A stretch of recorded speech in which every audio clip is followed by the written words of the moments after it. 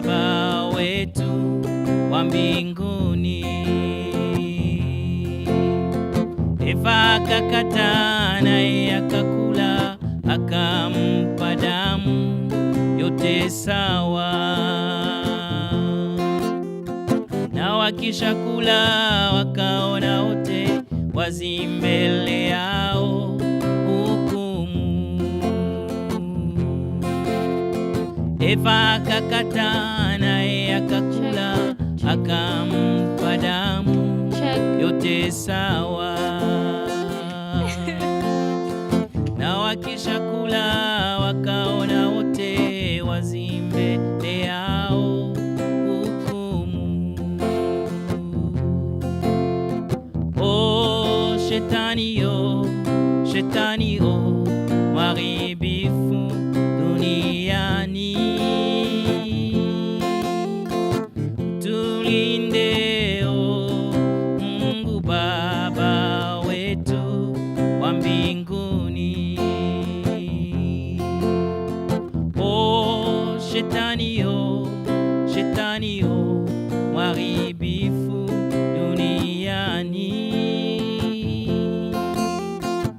tulinde oh Mungu Baba wetu wa mbinguni.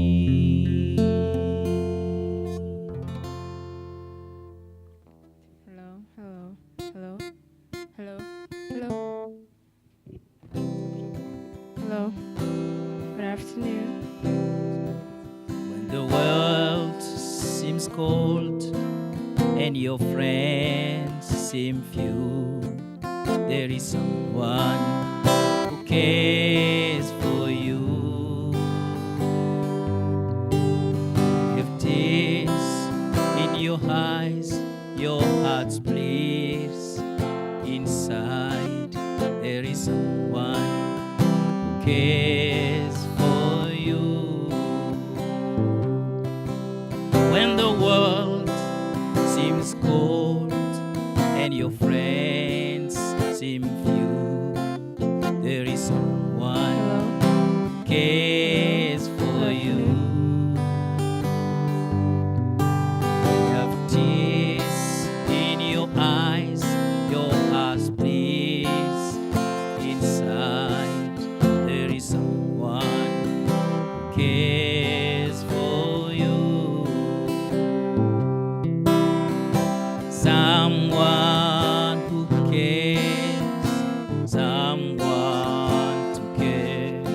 All your troubles like no other can do. Come down from the skies and wash the blood from your eyes. You reach out and he cares for you. Someone to care, someone to share. All your troubles like no other can do. He'll come down from the skies and brush your tears from your eyes. You reach out and he cares for you. When your disappointment come and you feel so blue, there is someone who cares for you. When you think a friend till the end, there is someone who's a friend for you. When your disappointment come and you feel so blue, there is someone who cares for you. If you need a friend till the end, there is someone who's a friend for you.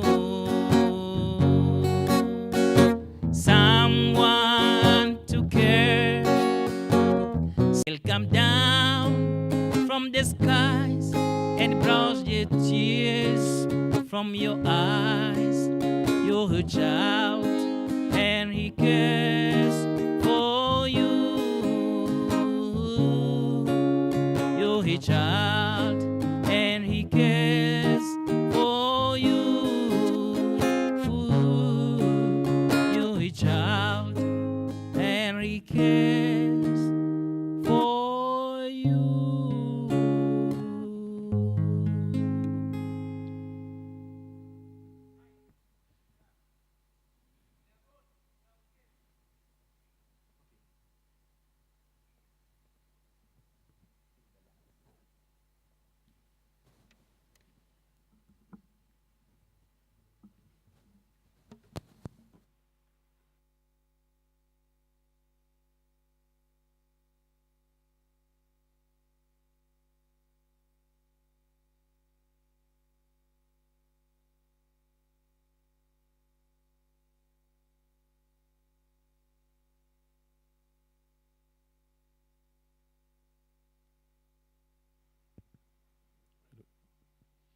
Good afternoon. You're all welcome back for this section. May I request that we all stand and then pray? Dear Lord, we thank you for this opportunity to meet and have this section this hour. We pray that you'll be with our panelists and the things that we will discuss will be able to touch a lot of people to know about AHSRA and also all the things we have known. My name is William Kwasi-Pepra. I am the treasurer for AHSRA Africa. And then also, the one I'm doing a special introduction, he's, forgive me because maybe you, so that people will know you more. Dr. David Motenga from Mogema University, he is the associate professor and the dean of School of Natural Science. Doc, you are welcome. So this afternoon, I would like to ask the first question, which goes to Dr. Dwayne. What is AHSRA all about? Can you tell us so that if I'm interested to join? I hope I can. It stands for the Adventist Human Subjects Research Association. It was begun over 10 years ago. The director of Archive Statistics and Research at the General Conference, Dr. David Trim, had a vision that, look, there's a long tradition of Adventist research and studies. You know, back in the 1960s, the Adventist tobacco studies, vegetarian studies. So there is a small tradition of Adventist scholarship, primarily out of Loma Linda.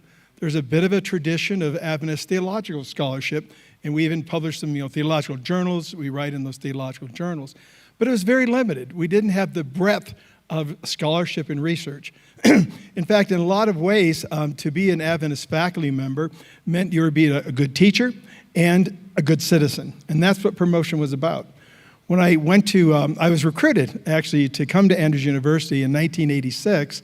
I was a professor actually at the University of Miami School of Medicine. I graduated from Andrews, loved Andrews. I was born and raised in the area from Chicago. And I always say when I'm from Chicago, that's why I speak English so well. We have our own accent there that I don't even understand anymore. But I wanted to go back to Andrews. I wanted to serve the church. I'd made it to professor at Miami, and I thought, let me spend the rest of my career working for the church. And one of the reasons they recruited me is I had a strong scholarly track record, and they wanted to improve that at Andrews. So some faculty were a little upset, but we began to move to having a scholarly requirement for promotion. Well, why is scholarship important? Why do we exist? Well, I really see scholarship as evangelism in so many ways. I went through a presentation where I showed where our material is being read, from mosques in Cairo to theological centers in Iran. They're studying Adventist views of creation. They're studying why Adventists don't drink. We have so much in our health message, so much in our educational message, that we have a witness to the world that we can do through our research. I have a colleague at Andrews, Dr. Carl Bailey, who works on the Sabbath keeping and thriving. You know, one of the best ways you can thrive? Keep the Sabbath. One of the best ways you can thrive? Come to church. In fact, there's two faculty members at Harvard University, Dr. Tyler Vanderweel and David Williams at Adventist, who have found one of the best predictors of your happiness is the frequency of church attendance. That's empirical research that shows the Bible is true. Don't forget this. Don't forsake the assembly of yourselves together. It's a hypothesis that researchers found is true. So our research can really help communicate the validity and truthfulness of core theological doctrines that we have. Jesus said, I came to give you life and more abundant life. Our research can do that. We can witness to Muslims in Iran systems. We can do that. We can affect the world. In fact, when I was here this morning and seeing all the international folks from all over the world here, knowing what's watching us on Zoom, I have a colleague at Emory University, Ralph Di Clemente, who traveled with me to a conference like this in St. Martin with the Adventist Church. He was shocked to see the fellowship that we have in this international community. He said, Dwayne, there's nothing that exists like this anywhere in the world. The conferences I go to have very few people, and he said they're all from a very small part of the world. When I come to Adventist meetings, I meet the globe. He says, do you know how blessed you are to be a part of this group? This is a secular leader at a major university. So we are part of something wonderful. Through our research, we pray that we can all be part of something wonderful. 5,000 reads last year for AHSRA presentations. That's amazing. Let's see what happens in Africa when you guys really get going in your research here. So we have an international conference meeting May 19 to 21 at Advent Health University in Florida. You can come by Zoom or come in person. And we're bringing a Catholic scholar, Dr. Tyler Vanderweel, who's also awed by Adventist health message and the Adventist longevity. So again, we're going to be witness to one of the leading scholars at Harvard University through our research as we present Orlando. He's spending the days with us in small meetings and groups with General Conference and Adventist health officials. Be a major attempt to witness. You witness here to a government official, in their integrity conference. So our research, the integrity of our research, as a witness to government officials, to leading scholars, you can make a difference. I'm in a little town in Bering, and a military official downloads something I wrote in an island in the Bering Sea. Can you imagine that? So we can witness in ways we've never been able to do before through things like ResearchGate and Digital Commons. Whew, that was a longer answer than you wanted, wasn't it? Thank you very much. But I think the answer you've given tells us what AHSRA is into. Dr. Bambalika, I want to find out from you. This afternoon, we were having a conversation with my Ghanaian community. Those in theology, they asked, can we join? Who can be a member of AHSRA and how? It is open to all the Adventists. Basically, to be a member, you have to, first of all, be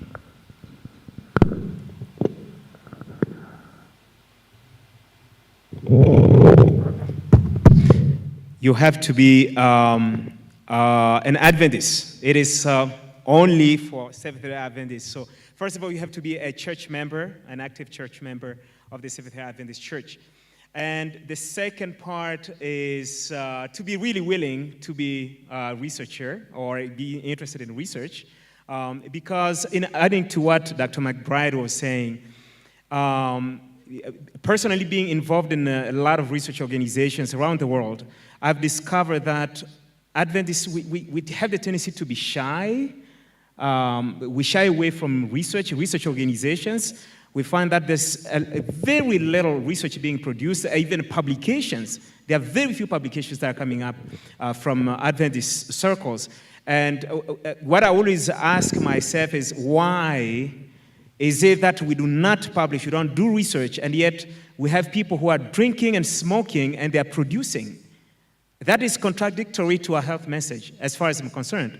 And so, when we had a meeting, this idea of having chapters, we had the meeting January last year with Dr. McBride and the international leadership team. We said, we need to open this up to the world, because if AHSRA will be only in the United States, then it's not really helping the whole church. And I was glad. I remember it was the first week of January last year when we met, and then we agreed, yes, let's start a chapter, and Professor Ganu and myself and others, we started getting together and organized this. And the reason why I joined AHSRA, and the reason why I was excited to expand this to Africa once the AHSRA International accepted to open that window for us, was that I saw this as an opportunity for us to bring our African universities together, to promote research, the culture of research.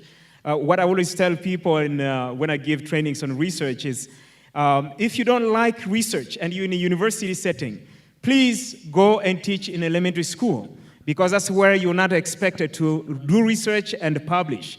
But if you have decided to work for a university setting, we are supposed to produce research and publish that so that we can generate knowledge that can continue helping the world. So you need to love research if you want to become a member. You need to be a Seventh-day Adventist member. And it is really simple for AHSRA Africa. It's just $20 for one year.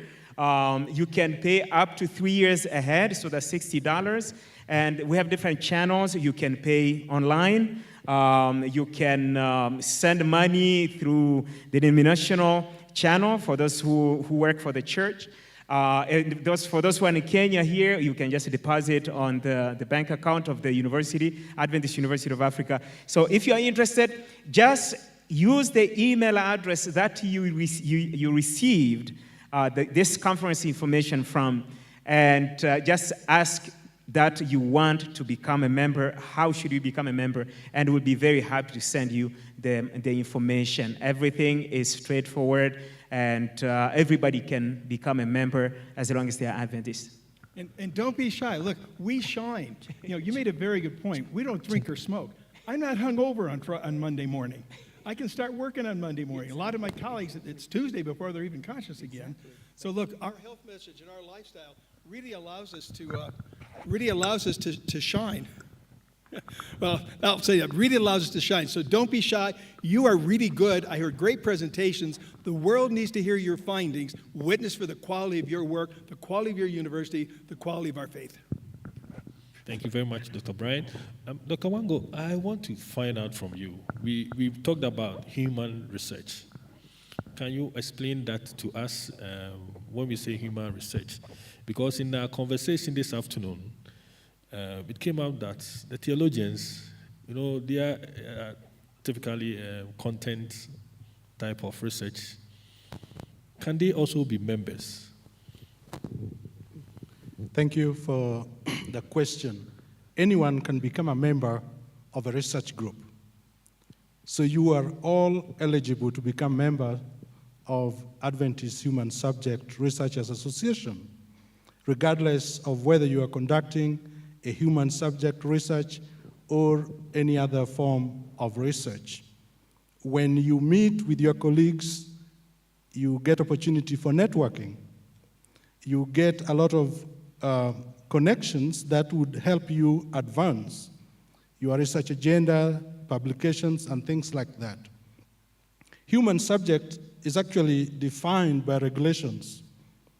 So when you are conducting research and you are obtaining data from a living human being, I found that that definition is not always true when you are in places like Kenya, because it's broader than that. But in the strict sense of a definition that is also held by what we call harmonization of conferences, which is a regulatory body at the global level, a human subject is a person, a living person from whom you are obtaining data, either through interaction, when you are conducting interviews, whether it is one-on-one or whether it is focus group, or whether you are giving them survey. A survey can be printed or can be online. All that constitutes interaction.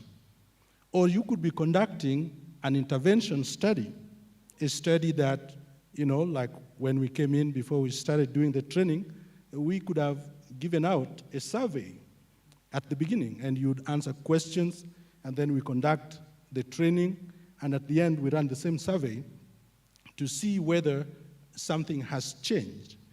Whenever you are collecting data from a living human being described in what I have just stated, you are dealing with a human being. You could also be collecting specimens when you are doing clinical-based studies, whether it's psychology or whether in the medical field, from human beings. Those also constitute human subject. The other part refers to when we are using existing or secondary data. Data that could be, say, information that relates to student records. We could use those. if you are using any existing secondary data that has identifiable private information, things that you can use to readily link the individual to the study that you are conducting, that also constitutes a human subject. So anytime you are doing that, you are required to obtain or secure approval from your ethics body before you begin collecting data. Touching on ethics, Yeah, if I may just add to that, because I see that we are not catching directly or question theologians. The church members, church issues, today church has become very complicated. It is no longer enough to say, I'm going to preach to you and pray for you and everything will be all right. We have church members suing the church today. We have church members who are facing serious issues that it's not just enough to say, I'm going to pray for you and that's enough. We are already at the level, and we were talking about this with my colleague here just 2 days ago, that we need to start creating research departments in the church administration. Some divisions are already doing that because they have come to understand that we cannot just say we have a church board and that church board is going to address all the problems of the church. If we have been evangelizing, preaching to this place how many times every year, and we don't see growth there, we need to do research there to understand what is happening. If we see people being brought to the church, at the end of whenever we give the reports, the year end of mid-year, how many thousand people got baptized, but how many left the church? Why did they leave the church? These are issues that theologians need to start investigating instead of spending time only in the library, looking at Hebrew and Greek, which is perfectly fine, but try to understand as well what are the needs in the church there so that we can meet those needs better. And if people are leaving, why are they leaving? If people keep coming late to church, why are they coming late to church? If we want people to be involved in the TMI, they are not involved. Why aren't they being involved? These are all questions that me as an educator will not deal with. We need theologians who understand these things very well to conduct research on humans, on church members, to understand these things. So thank you very much. Thank you, because we actually already have those. When you look at the General Conference or North America Division, we already have, like church retention studies, whether it's for the youth, why they're not coming to Sabbath school, things like that. That's already happening.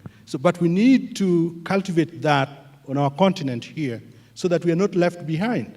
You are the brains who can investigate. The world is going toward innovation. In other words, there's a problem, but you have to come up with a solution that can address that problem. So theologians are not excluded in human subject research.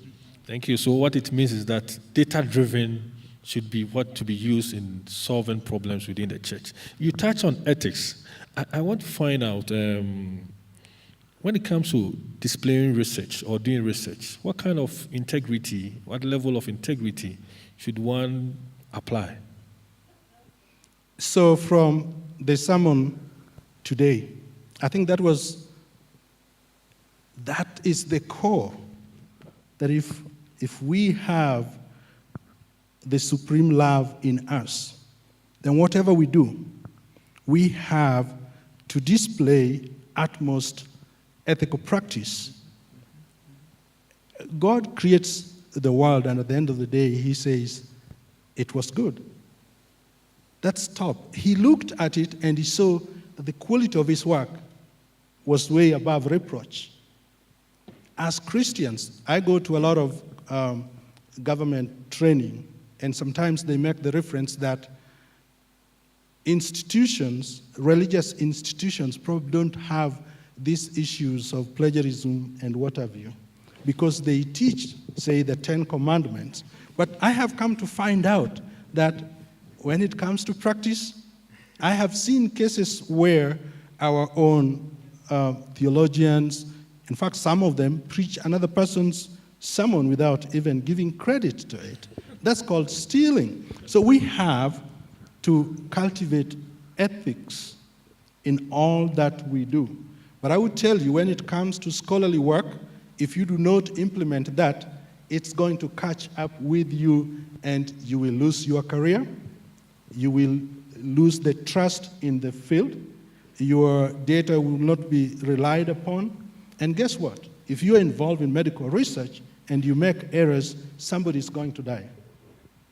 Thank you. Dr. Motikanga, I have 2 questions for you because you are part of us, audience. What have you learned so far? And what do you think should be the way forward after this seminar? Yeah, thank you very much. It is very interesting. I was with some of my colleagues here and we were asking the doctor who preached, Dr. Makano. Yeah. And we were saying, was he listening into our discussions? How come his preaching is just dot on? He hit the nail on the head. And, it is part of the reason I think we have been doing a lot of research and following certain laid down ethical rules and regulations, which unfortunately do not have roots. What do I mean? The regulations which are set up by government and these other organizations do not have roots. They don't have a fallback position. Where did you begin? And in which frame are you operating? And he mentioned it, and he has just mentioned it. Love. And this is not love from the air. No. God's love. There must be a root. If there is no root, you are lost. Even if there are 100 regulations, and I'm sure they are there. And I think that is the difference which we are expected to be making, so that other people can read it from us. The reason why, by the way, I was here on Monday and I've been here throughout. So there are so many things I've learned. And I'm recognizing that one of the issues which has been missing is what I've just mentioned, the root. We are so well learned. These colleagues here are very, very well learned in the sciences and so on. But if they have no root, then we are lost. It doesn't matter how much research we do. I teach environment science, and always my first classes, whether they are masters or undergraduate, I tell them that, oh, by the way, do you know a mosquito? And they say, of course we do. Yeah, everybody here knows how a mosquito looks like, generally. Then I tell them, but do you know that a mosquito is beautiful? Then they start looking at me with open eyes. What's wrong with this guy? How can a mosquito be beautiful? Actually, mosquitoes are beautiful.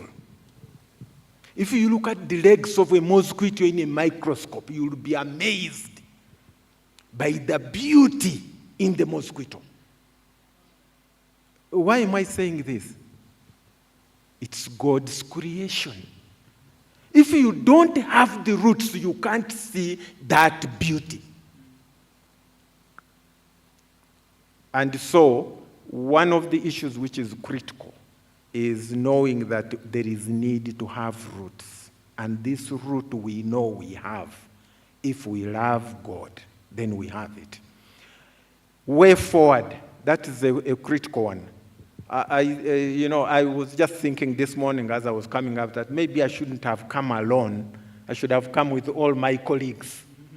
Yeah, so that when we are going back, we are arguing between each other. Now, what do we do? How do we correct this? Because the issues of ethics are heavy in all institutions in this continent, not only in Kenya or East Africa. And especially at at all the 3 levels, whether it is undergraduate, master's, or PhD, they are there. And we need to address them. But as I've said, how do we, get the students interact on issues of ethics when we've no roots. It becomes difficult. Because regulations, they have had regulations from nursery school. Yeah, the regulations have always been there. So they will say, we have the rules, they are here. The other day, the head of NACOST was here and reading the rules as they are. It is not the rules. It is our roots, our anchor. And I wanted to emphasize that because for me, that's what has been one of the biggest lessons. We separated the anchor from the rules always, and that creates us a problem. The issue he had talked about the absence of relevant offices leading on research, especially in most of the divisions in Africa, is quite critical. I think it is important to have research there. Research is not a threat. Research is information which we need to enable us make decisions and move forward. With my research student, I always begin with, when you do research, then you will see that actually there is God. If you don't do research, you will never know. But when you do research, then you recognize actually there is God. Yeah, he's there. Whether you want it or not, he's there. Whether you believe it or not, he's there. And research enables you to start understanding that there is God. I want to stop at that point. Can I piggyback on his response? One other thing we can do from now on, of course, becoming members of AHSRA, but we can begin teaching ethics in our classrooms. And you're not making it an entire lesson. You can embed ethics in your coursework. And that is being done a lot across the world. You can use cases, just a brief case, and stimulate the students' curiosity and let them wrestle with the ethical dilemmas. That helps to cultivate the culture of ethics in our practice. And so we tell people that you can actually teach ethics. If you Google one of the presentations I've done at Bioethics Forum at Loma Linda, we give a broad range of how we can teach ethics embedded in our coursework. And it does help. I have seen situations where people may not actually even like ethical review committees. But the more you talk to them, the more they begin to appreciate the value that ethics plays in research. Let me also share I'm teaching a class, a research method for undergraduates. So what I've learned, when I go back, we have 2 sessions before we write the exams. I'm going to teach them about already plagiarism they know, but fabrication and falsification is something I have to introduce them to at the undergrad level. So I thank you for that and remind me. I want to ask Dr. Brian, AHSRA, what should be the way forward? What is your expectation for AHSRA Africa? Well, you are the first regional chapter, so I'm really hoping others will around the world. I know there's a chapter discussion in Asia, but one of my real hopes for AHSRA Africa, AHSRA Asia, AHSRA every part of the world is that Adventist scholars become known for the quality of their research, the integrity of their research, and their contributions to change, conflict resolution in society of the church, how we thrive as human beings, how we avoid making bad health decisions as human beings. We have so much to contribute. As we said, we're sober on Monday morning. We're not drunk by noon on Friday. And you made such a good point about, many people have a strong ethical standards because they are feared of the consequences. Because once you do those things, your name is listed forever in the federal government registry and in foundations. But we're ethical because the love of God constraineth us. We internalize, our hearts are written on with the law of God. We don't behave ethically because our name might appear in some government list.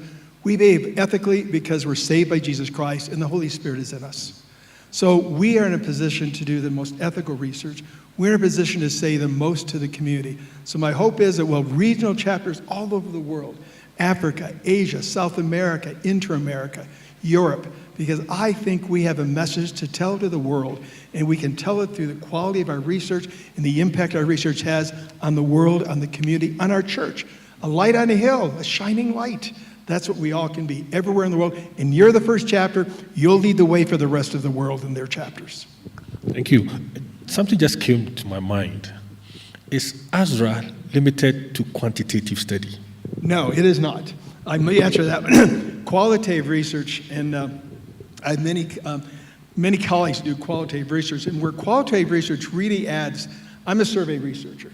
So, if the N is less than 100,000, I'm suspicious. But, we don't get the story, the full story of the data. So qualitative research tells the story. So I can tell you, the percent of Adventists who keep the Sabbath who say they're very happy compared to those who don't keep the Sabbath. But I don't know exactly why. Is it their prayer, their meditation, they're out in nature? What is it about their Sabbath experience? And that's what qualitative research tells you. It gets the story from the subject's perspective. It gets an understanding that experimental research and survey research doesn't have. So we need to think of the breadth of ways we understand about human beings. And qualitative research adds a depth that we don't have in any other form of methodology. I think Dr. Wambaglika will give a thought. You are a qualitative expert. Should AHSRA activity be only limited to quantitative study?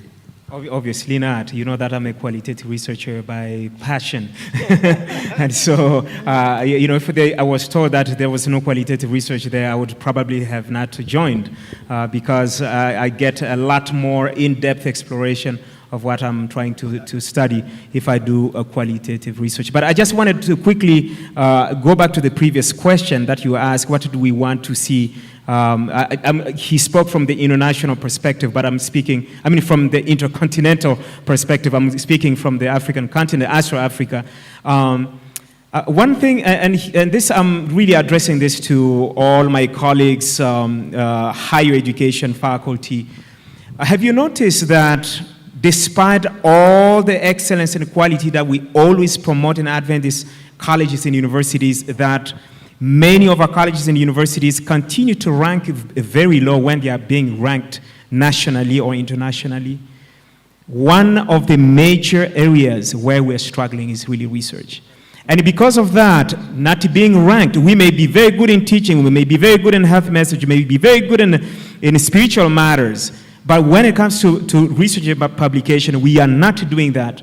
And as a result, we are not ranked because people don't even know that we exist. And so I have personally experienced this. I experienced this when I was working in the Philippines, where a number of us, we decided to just keep publishing. We just went crazy about publication. And I remember when I got to IS in 2011, IS was nationally ranked around 64, nationally, number 64. By the time I left, it was 12. Nationally, in the country of more than 1,200 colleges and universities. And the only thing that I could think of that was not happening before that was the publications and the research that was being published at that point. And so this leaves us behind, and therefore students don't even want to come to us. And the circle becomes a vicious circle because if you don't get enough students, we don't get enough tuition. We don't get enough tuition, we cannot pay our bills, and people start leaving. And so we say, okay, we need to get good people so that we can get students. But this is a component we need to take very seriously. And I am speaking from my heart as a member of the leadership of AHSRA Africa. This organization, we brought it here for you. And we're really, really encouraging you to join. Not because it will bring any monetary gain to the organization, $20. I mean, you will never find any organization where you pay $20 a year for a research organization. It was just a matter of saying, okay, you need to put in something so that you feel you belong some, but it's basically free because $20 is really nothing compared to the benefits of what you're going to get, the training, the network that happens. And this, by doing this, by improving the production of research and the publication, we will most certainly increase the ranking of our university. And all these good things that we have, people come to know about them because now we are ranked higher, so people want to come to us. But no matter how much spirituality we have, how much health message we have, how much quality of teaching we have, if we are not producing research, people will not know where we are. We'll continue to rank very, very, very far away, and people will continue to say, this is a terrible university, I don't want to send my children there. Well, there's an old story. Did the tree fall in the forest if no one saw it, heard it fall? No, it didn't. You may have the best ideas. You may have insights that no one else in the world has. But if you don't publish it, it doesn't exist. One of the and sometimes I have colleagues who say, well, I don't know how to publish. I don't know where to publish. Look, there are teaching journals. I've published articles on curriculum change. You can publish. There's so many niches that you can publish in. There's real quality teaching journals in almost every field. You've developed a new curriculum in English, a new curriculum in the sciences, a new curriculum in nursing. You'll find a journal to publish that in. There's a journal of research in Christian education that Andrews publishes. It's peer-reviewed. Believe me, it's peer-reviewed. I'm on my third draft. There's also the Journal of Adventist Education. So we have venues to publish in. And one of my most cited articles is actually a new curriculum we developed for undergraduate majors where we take 4 statistics and research methods courses. That was more than any other university, and we've gotten cited everywhere for that article. I didn't have to collect any data. I didn't have to do quantitative or qualitative research. I published a curriculum change and the rationale for why we did it. And it really has been a great change for our students. You can find a venue for your thoughts, your ideas, your creativity. Publish in that venue. Find the right place, and you'll become known as a great scholar, and the university become known as a high-quality place that everyone wants to come to. Just to one important thing, I know time is against us. He mentioned a very important aspect that because of the research and publications, then the university is ranked higher. And when the university is ranked higher, you get more students. Now, when you get more students now to the church, the potential of getting them baptized increases. Amen. Okay. Yeah. We listen to Dr. Wango, then we go to Professor Gano. Yeah, just going back to the Qualitative, research design question that came up about, qualitative.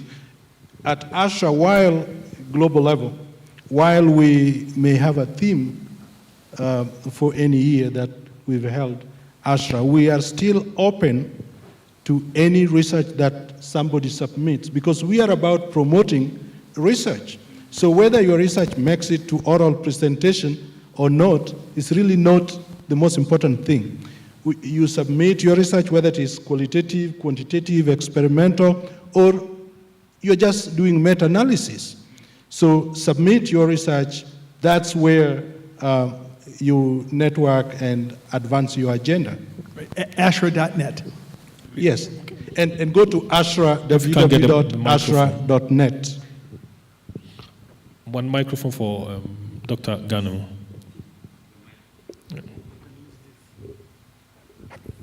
And then after, I'll come to our audience.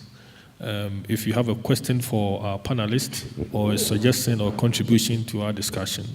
I just want to touch on 2 things, 2 questions that came up. Are the theologians eligible to join AHSRA? In theology, there is a branch called applied theology. Applied theology. And they collect data, primary data.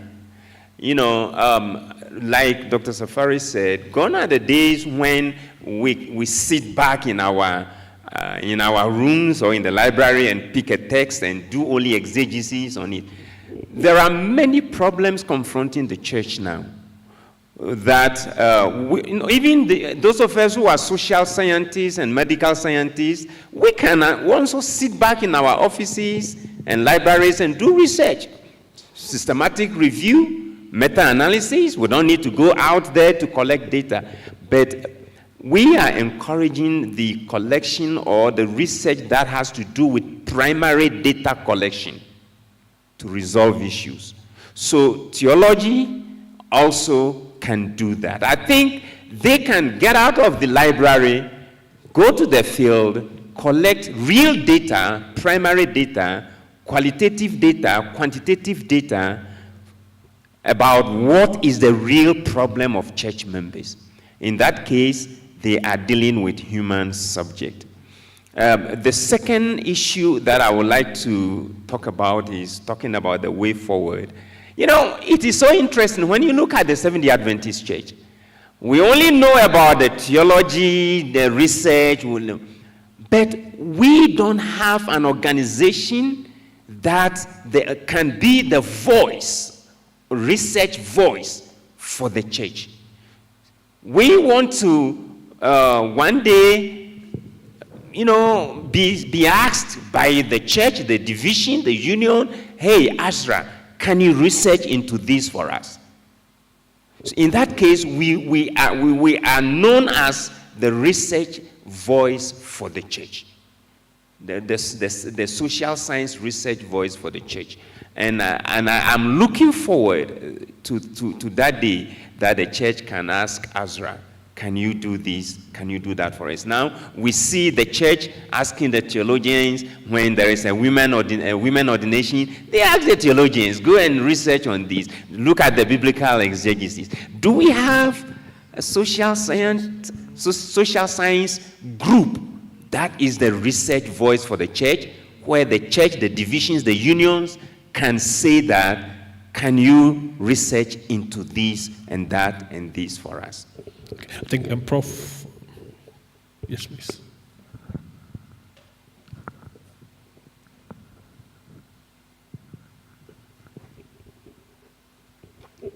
Thank you very much. I think we have been really privileged, being that we have this African chapter.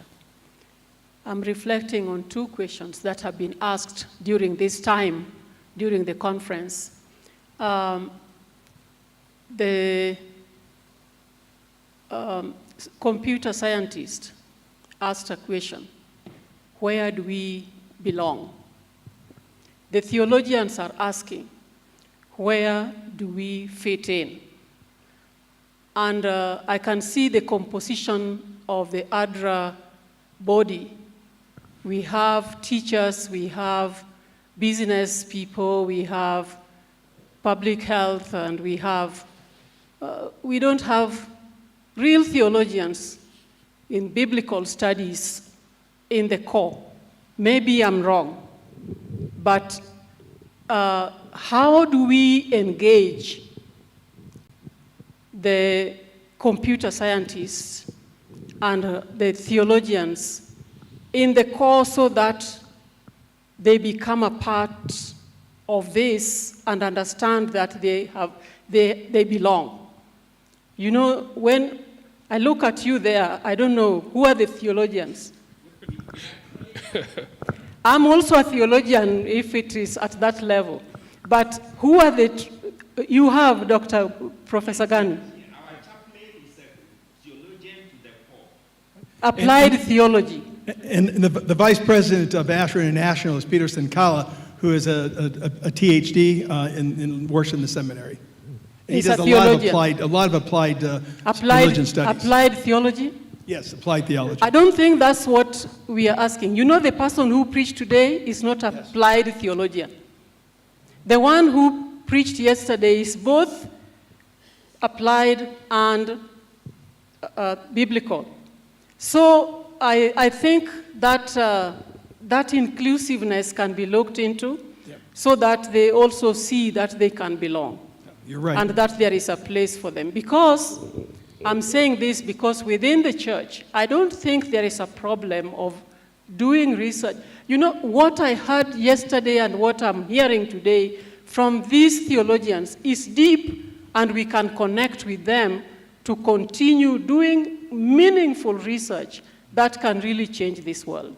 So I think there is a need for some more inclusiveness of non-applied theologians Thank you. I can say that And from computer where I scientists. sit, I get the luxury of reading most of the research done at Andrews. And from our seminary, we actually have the deeming person on the ethics board. And that was very deliberate. And we have seen a lot of people who are engaged. Most of their protocols are on issues that affect the church. Now, I don't know how many of them get published beyond the dissertation publication, but I see the increase in the concern for issues in the church. And we just need to be sensitive to incorporate them more and let them know that you actually not only belong, but your research is very important for our church. I know of one that was conducted, I remember the protocol number 13010, and it's been done over the years. It's ended up in a book, and they continue to expand it. So let's incorporate them. We at Andrews, we do training for people in computer science every year, because when they deal with the big data, they are dealing with human subjects. And so we can't exclude them. So when I talked about the diversity of ethics boards, those are areas where we can include these people. And of course, they already have also a chaplain at AHSRA Africa level. So let's just continue. This is what we want to do. And if we do it together, more people will begin to appreciate it. She raised a question about applied theology. You want the deep theological studies a part of us, not the applied. I think we can encourage interdisciplinary research that will include these deep theologians. What I heard today was deep theology. Right. But I could see how somebody can collect data to see the current situation, or the people we are dealing with. Because they may be thinking they are reaching the minds, and yet the minds of the current is not the Ephesians, the time of the Ephesians when Paul was there, when the interpretation was what they think is the interpretation. So we can encourage interdisciplinary studies with these deep theologians so that the deep theology can be understood better. It is not that the truth changes, but the truth is better understood by the audience. So what I'm trying to advocate is interdisciplinary studies. I think Dr. Mike Brown. You're absolutely right. Where can we get back? Let's meet with the seminary dean. But you're absolutely right. It's a bit complicated. I mean, I've made the statement in general conference committees, there's no theology without sociology and anthropology. It's not always received well. So there is some tension about, do theologians need to understand anthropology and sociology? I think they do. And so I think the interdisciplinary research could enrich each of us in understanding the Bible and understanding human response to the Bible and to God. So this will stimulate us to meet with a very wonderful dean that we're on good terms with. So Mascala, we meet with him next week, all right? All right. Yeah. Dr. Wambalika. Yeah, thank you so much, Prof. Awar. I think that is very important. Interdisciplinary research, I definitely agree with that. And getting the theologians involved directly, I think that is a good idea. But I think it's something that we need to do at multiple levels. One being that in the academia, we need to start focusing on this. In the curriculum, we need to revise this curriculum that in every specific field, there is actually research to deal with humans.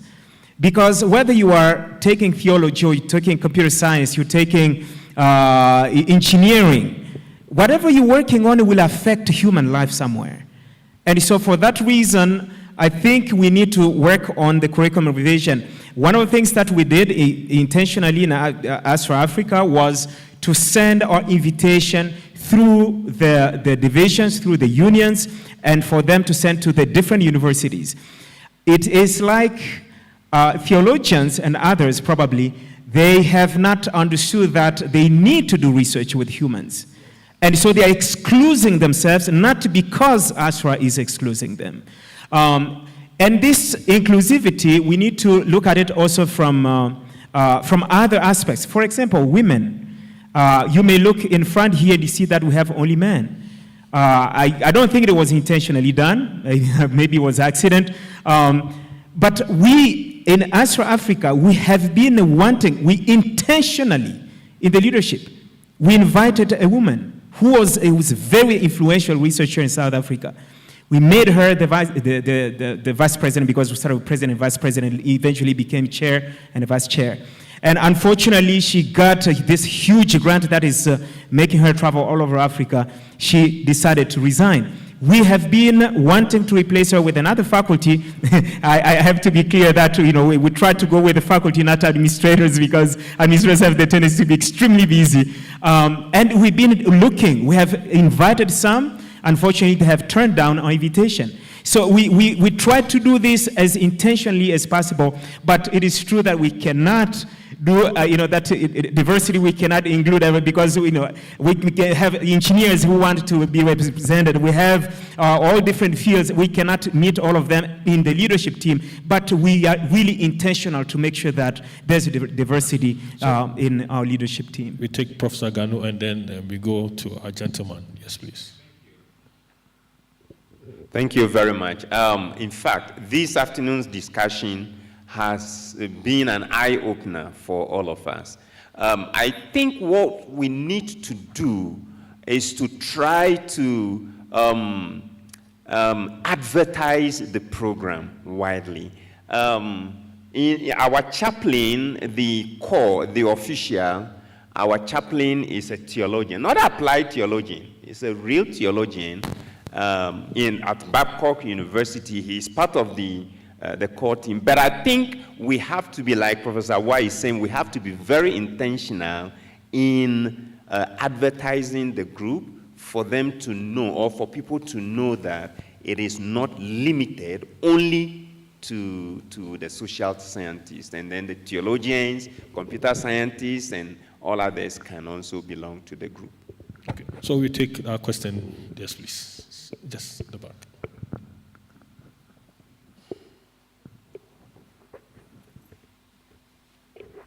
Thank you so much. I am glad that you touched that point of inclusivity. Just want to know if, aside of English, AHSRA is using another language. Okay. It would depend on the regional chapter and where they be organized. So in South America, it would be in most likely Spanish and Portuguese. I was working with someone there, but they just left the position. But I know they're trying to organize an AHSRA chapter in South America, and it would be done in Spanish. That would cover much of Inter-America as well as South America. Brazil would want Portuguese. So whatever the language is in a regional chapter, and internationally, English is kind of the language that's more understood, because we will have people from Africa, from Europe, from South America, Mexico, and Asia at our meetings, and English becomes the common language. There are times we've looked at translating into Spanish.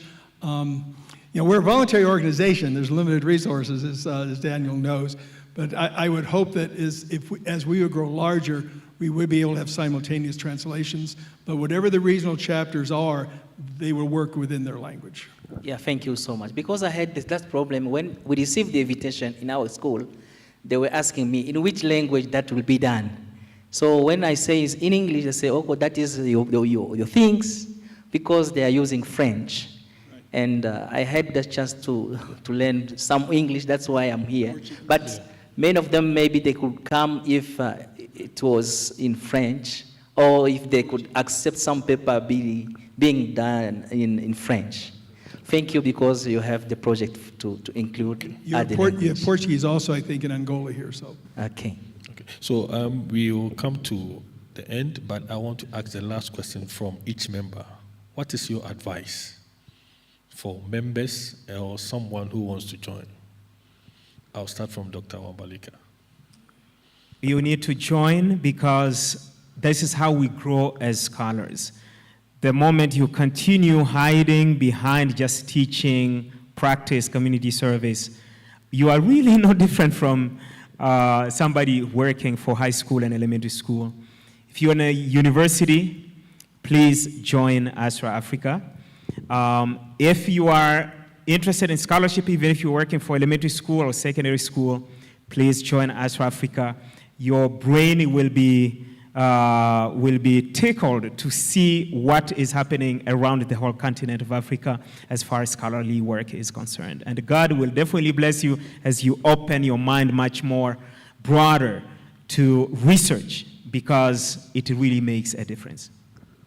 Yes. Collaboration is very important in research. It gives opportunity for people who are not seasoned in research to learn from those who are grounded in research. So take a look at the program, see what other people are working on, talk to them, and collaborate. It will also take you far. Yeah, the point has been made, and I think it is also important to recognize that all the time, all of us are learning. Yes, even senior professors are learning. I know that's difficult for some people to accept, but it is the truth. Yeah, so when he talks of learning, we need to be aware that we are all learning at the same time, and the new things come up all the time, and we need to continue learning. I think that's quite crucial. And therefore, even the issues we've raised here, after 2 years, we shall be raising even more issues than the ones we've raised here, because all the time we are learning, and I think that's quite crucial. So come with an open mind. You will learn. Thank you. It's a jump in the water. Begin writing something. Again, it can be your curriculum. It can be ideas you have and thought pieces. You can get in the literature. You have to have a bit of a thick skin. As I said, I'm on a 3rd revision on an article that's been accepted with revisions. The most I've had to ever do is 5 revisions of a paper before it got published. So you have to take peer reviews. You have to take it seriously, and you have to recognize the Bible says iron sharpens iron. Peer review makes you think in a more crisp and clear way. Every critique of your articles will make it better. So accept criticism, make the article better, get in the water. You'll be very satisfied with the effect of your work when you hear from colleagues around the world asking questions about your faith, your work, and your university. Thank you very much. We are very grateful for coming. We will leave here, and Dr. will sit, and then Prof will continue. Okay.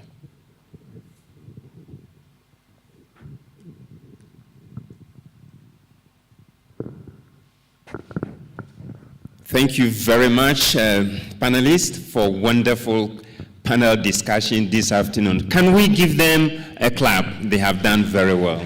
Thank you. What a journey. We started this on Monday, and we have run through now. We are drawing the curtain down, and we are so grateful to all of you. For the closing ceremony, I would like to invite the DVCA to take a seat here with us, so we can share a word or two of appreciation. Then we can distribute our certificate.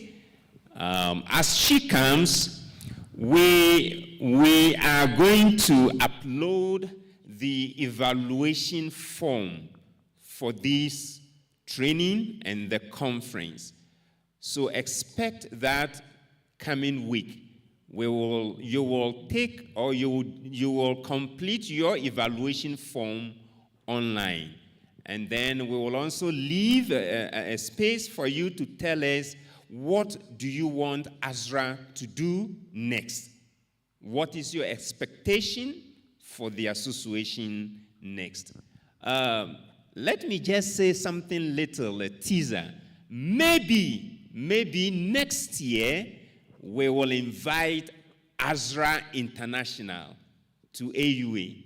Not only Dr. Dwayne, but AHSRA members all over the world to AUA, where we will have our next year conference. Are you, happy about that? Amen. Sure. We have people from Australia, from Europe, from America, from Asia, from South America, and we meet often. I am part of the AHSRA International offices. So we are working to having the conference, AHSRA International Conference. This year we are going to Florida. Maybe next year, AUA will be the venue. AUA will be the venue. So thank you very much. I would like to turn over to our DVCA to say some few things before we give the certificate. You can also appreciate our facilitators and our participants, and then the organizers. Then we can draw the curtain down. You know, in Kenya at this time they say, we pangwingwi.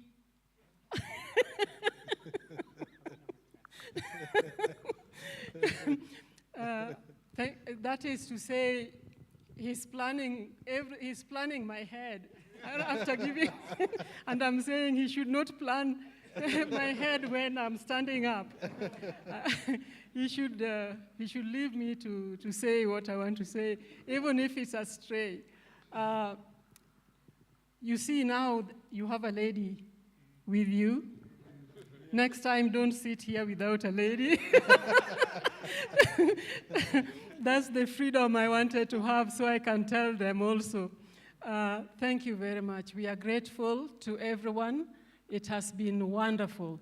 I think it has been a privilege for the Adventist, for African University, this university, the Adventist University of Africa, to be the host and the first to host the African chapter of AHSRA.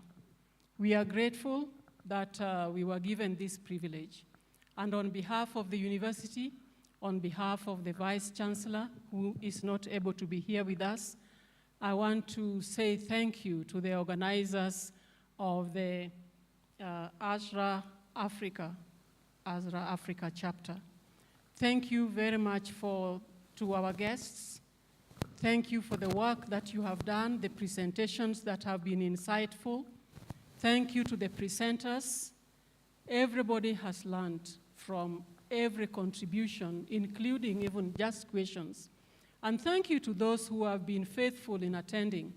We believe that the opportunity that we were given, we have made use of very well by being here to grow. We have grown in thought, we have grown in knowledge, we have grown spiritually as well. We have seen the great connection between research and the Bible. We have also seen that there is nothing new under the sun. God had this in plan and was the first to show the integrity in everything that human beings are supposed to do. So we are grateful to all of you. Thank you, Professor Ganu. Thank you for the opportunity. Thank you for your willingness to serve as the president of the African chapter. Because of you, we have had this experience. So we are grateful. Thank you to the members who are also from other universities on the continent of Africa. I want to challenge you. There is a lot of work ahead of you because ethics in research is something yet to be explored because many African societies have been oral societies. And we have come to a point when we have to take up the hard task of documenting everything that is in our time. So therefore, I say that we are all challenged to get involved. You are our representatives on the continent, and therefore, there is much work ahead of you. and ahead of those who are going to join as leaders in various areas. Apart from that, I would just say that it has been a privilege. Let me repeat that. It has been a privilege and honor to the Adventist University of Africa to host this conference. And we, as Professor Ganu is saying, the university will be willing to host again as often as you bring it here, because it is a privilege and it is not anything that we will hesitate to embrace. May the Lord bless as you continue blessing other continents as well. Thank you.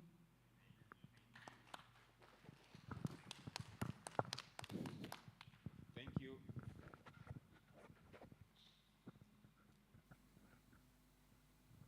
Is your mic side?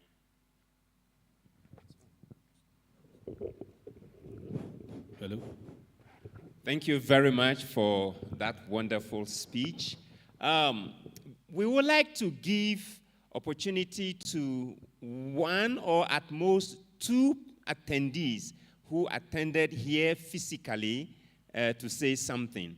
Any volunteer? Yes, Alvin, you will be the first one. And then the second one will be who? Those who participated and who are still with us. I will point Dr. Angela. So be ready. So Alvin, come. Is this still working?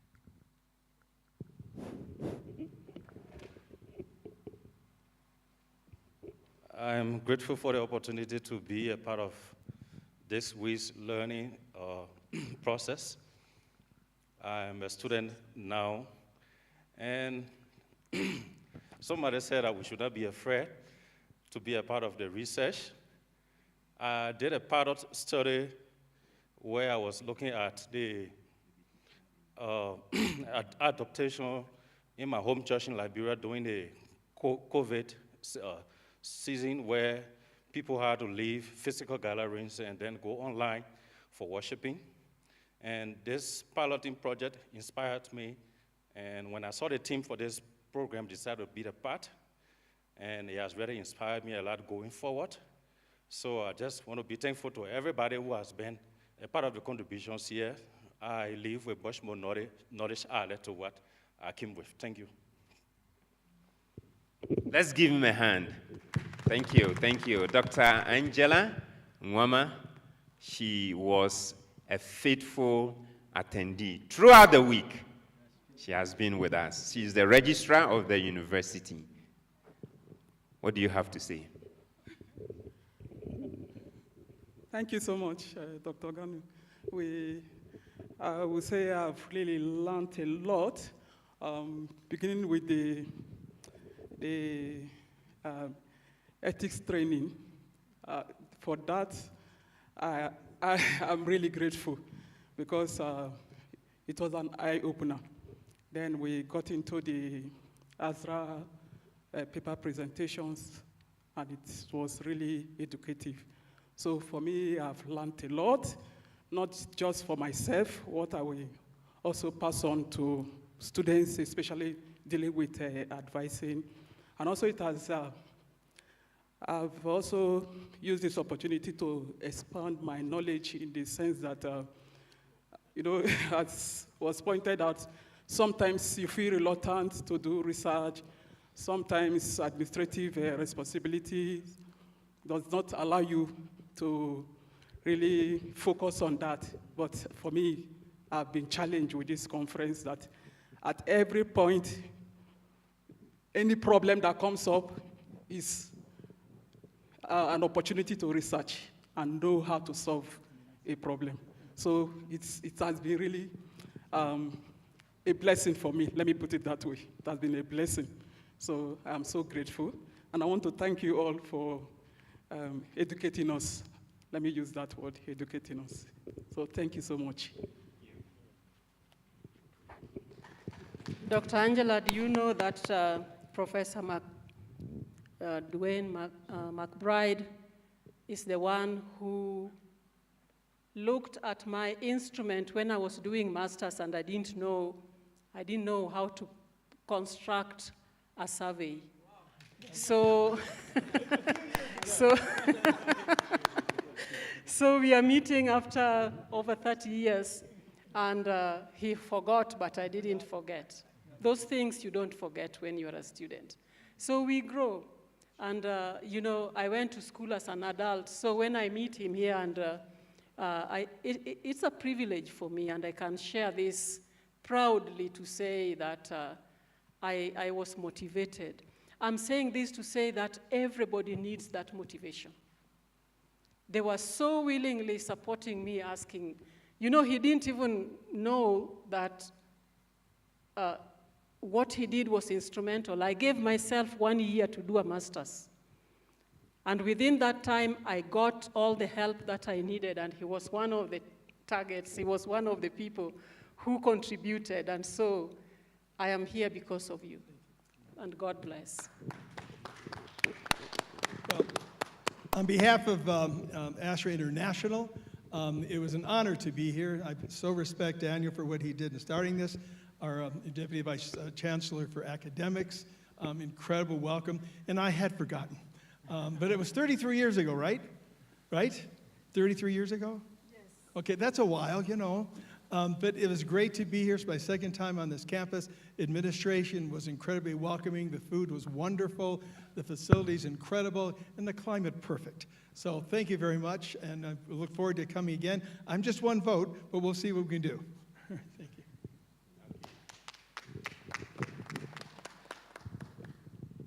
I'm privileged to be standing here before you today. I want to first thank Adventist University of Africa for the great support that they have given us. I also want to thank the General Conference Office of Archives, Statistics, and Research for the great support that they have given us. I want to thank Andrews University for giving us time to come and be with you. I'm retired, and that helps. That helps. If it wasn't for your input, I would have not made a trip here last year to meet with Dr. Ganu on August the 12th. And he readily accepted to do this, and in less than a year, here we are. But before I come back to him, I want to say thank you to the DVCA. If it is possible, can we give a round of clap to her? Because since our arrival, she has been here every day, and we know how heavy their schedules are. People in administration have a lot of responsibility. We don't take this for granted. You have been here with us, and we say thank you. I want to thank Dr. Daniel Ganu. He has a lot of energy. He does. And he is a great organizer. Yes. I tell you, I don't know, my brother, how I can thank you. But you have brought us here, and you have made this possible. Without your input, maybe this could have been delayed. Who knows? Maybe it may have not happened. But we all can agree that we have learned something. Can we give him a round of applause? And if we only had the presenters here without the attendees, those of you online, and those of you who made it in person, this would have not been possible.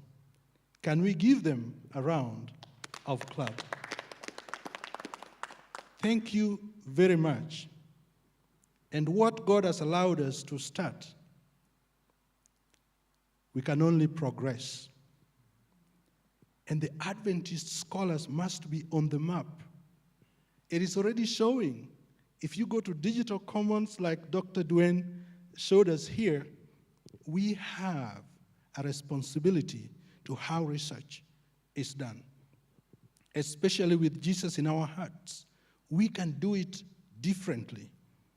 We bring a level of integrity that if the public institutions already suspect or expect us to have ethics at another level, we can't fail that. May God bless you when you go back to your homes or your institutions, and let this continue. Thank you very much. Thank you. Very soon we are going to have a closing prayer, but before then, we have the certificate to distribute. And AHSRA Africa, we mean business. We have our website already in place, almost in place. Almost in place. It is being designed now, and we will share the URL with all of you.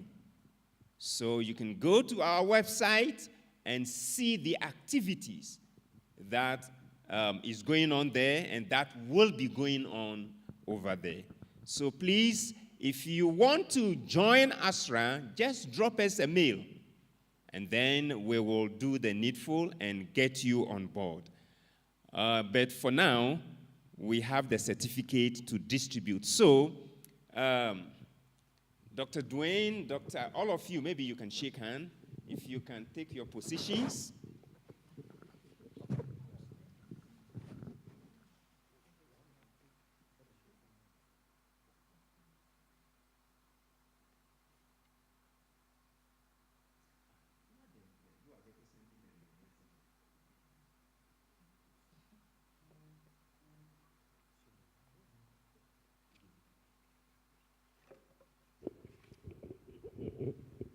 So we will call your name if you are here. Very good. Just walk, shake hand with them, and maybe the DVCA will come here. She will hand over the certificate to you. Yeah. Let's remove that chair from there. Remove it from there.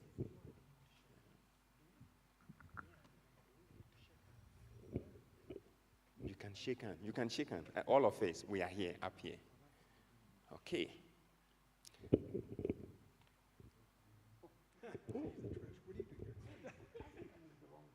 Those of us online, we will give you your e-certificate to you. Number one is Dr. Angela Nwam. Can we give her a round of applause as she comes for her certificate? Yeah, sure.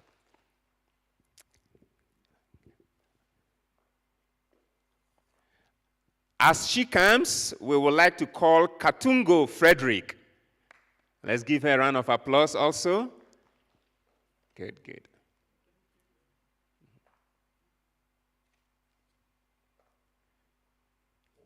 Maybe remove one certificate. Let's show them how it looks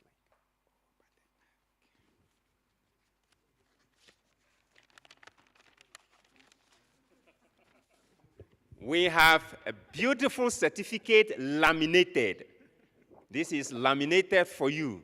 Very beautiful. Okay, we just want to show you the certificate. Thank you. We have Priska Chilea.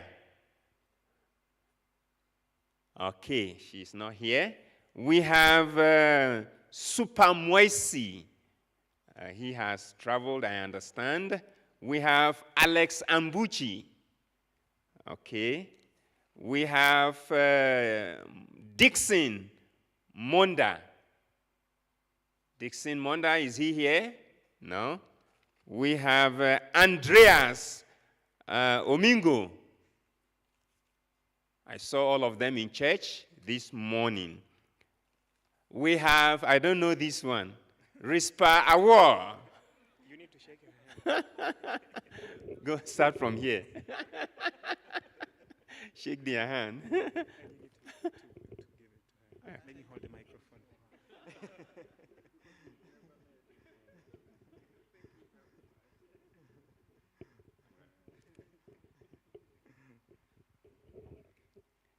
Winfreda Mitakero. Oh, let's give her a hand of applause as she comes to collect her certificate.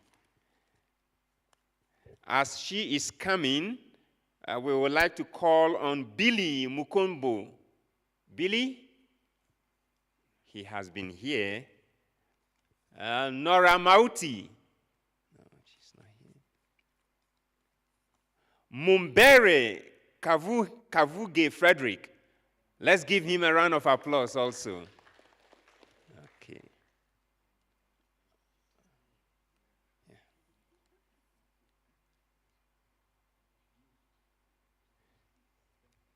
Janet Oyende Karaoke. Janet? Oh, she's not here. Jeremiah Rogito. Jeremiah? Oh, let's give him a round of applause. Good, good. Oh, there's a beautiful name here. Josephine Ganu. Yeah. Yeah. Oh. That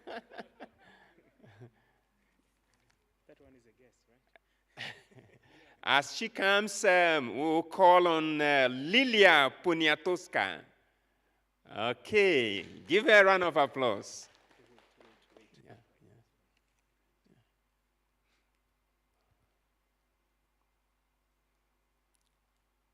yeah. Okay.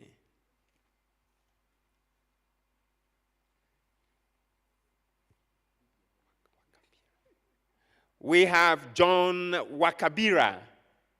Is John here? No. Debbie Maloba. No. Nolin Guy. No. Ebenezer Ousu Yeboah. Oh, let's give him a round of applause. Good.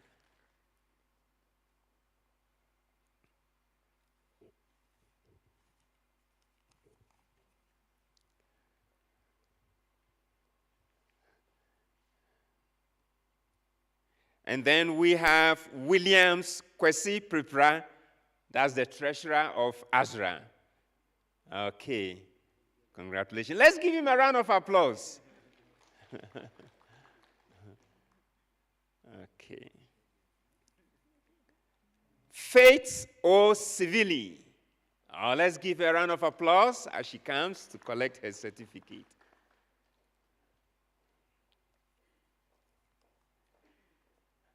As she comes, may I call Elizabeth Odiambo.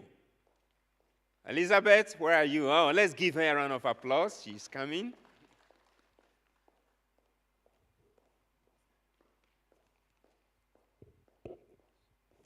Okay.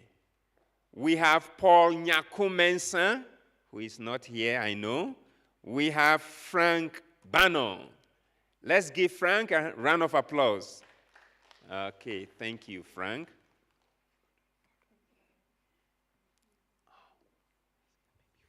Frank, wait for Elizabeth to come first. Okay.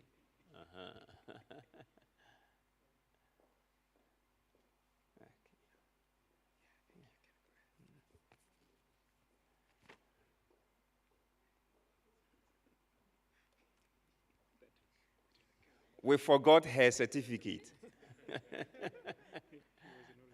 We have Philip Guy, okay, in absentia. We have Samuel Ochodo. Let's give Samuel a round of applause. Okay.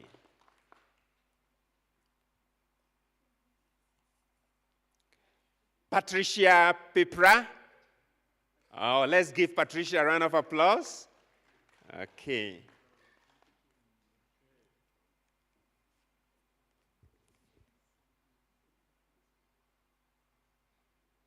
We have Patrick Opio Owili. Oh, he's not here. Okay. We have Musa Nyakura. Not here. Let's give a round of applause to David Odiambo as he comes to collect his certificate. You know, he's a theologian, a New Testament theologian. Amen. Uh-huh. So you all belong to this association.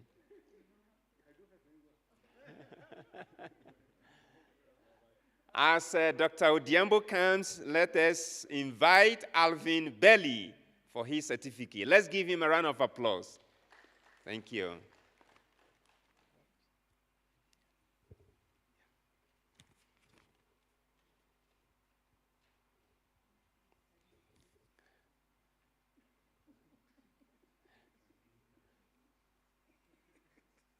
Then we have David Mutikanga.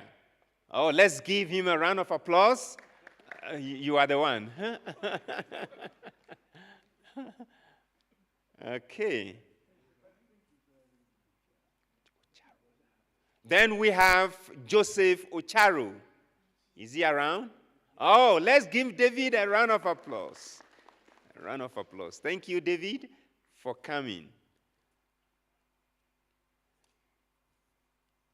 Then we have Luther Intim Ejay.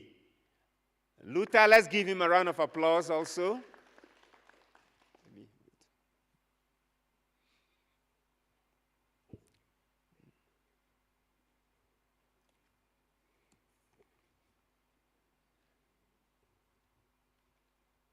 Okay, let us invite Lausanne Bonde for his certificate with applause.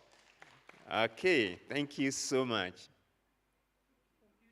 Computer scientist. He is a computer. So you belong. Okay, thank you. Let us invite Makosi Wonke Moyo. Is he around? No, he is not. Lende Sebo. Let's give her a round of applause. Okay, thank you. Thank you.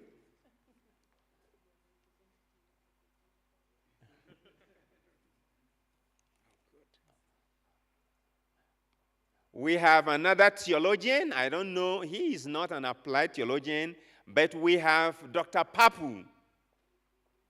Oh, he's here. Let's give Dr. Papu a round of applause. He was our speaker on Friday. Wonderful message.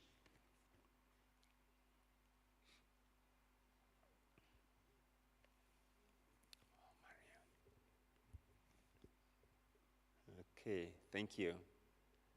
Let us invite with applause Dr. Marianne Razafiarivoni. Oh, she's not here. Mercy Chebichai. She's not here. I know this one is here. She's my colleague. Dr. Janet Odiambo, with an applause. Thank you. Thank you. Okay, thank you very much. Let me ask, who attended both the training seminar and the research conference and has not received a certificate? Those of us here. No, for us, it's a different story. Madam. Okay. Okay, thank you very much.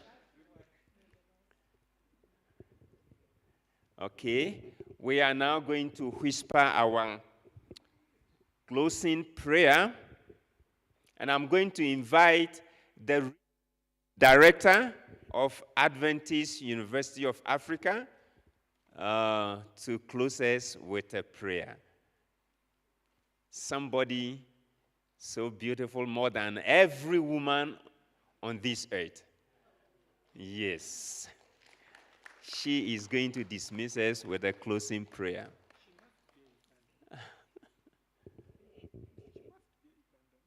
No, she's a Ghanaian.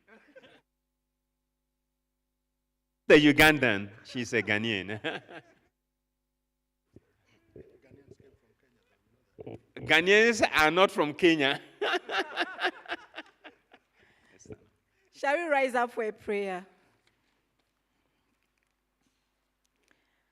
Our Father and our God in heaven, we thank you so much. In the planning stage, we committed this program into your able hands, and we trusted that today will come. And here we are. We give you all the glory and honor for what you have done for us. We thank you and acknowledge you as the true source of knowledge and wisdom. And so, as we have learned so much, we pray that by your grace, we will model integrity, we will model your character for your glory and for your honor. We thank you so much for our online participants. We thank you for technology which enabled many people to join. We thank you so much for every one of us who made it here. And today, as we have completed the program and we are leaving, we pray for those who are traveling to different places that, Lord, you will guide them safely home. We also want to pray that, Lord, keep us safe, and Lord, prepare us for your second coming, so that when you come the second time, we will indeed be found faithful and worthy of your kingdom. This is our prayer in Jesus' name. Amen. Thank you. Make sure you speak with 3 people before you leave this hall, and tell that person that see you next year. Thank you. Thank you.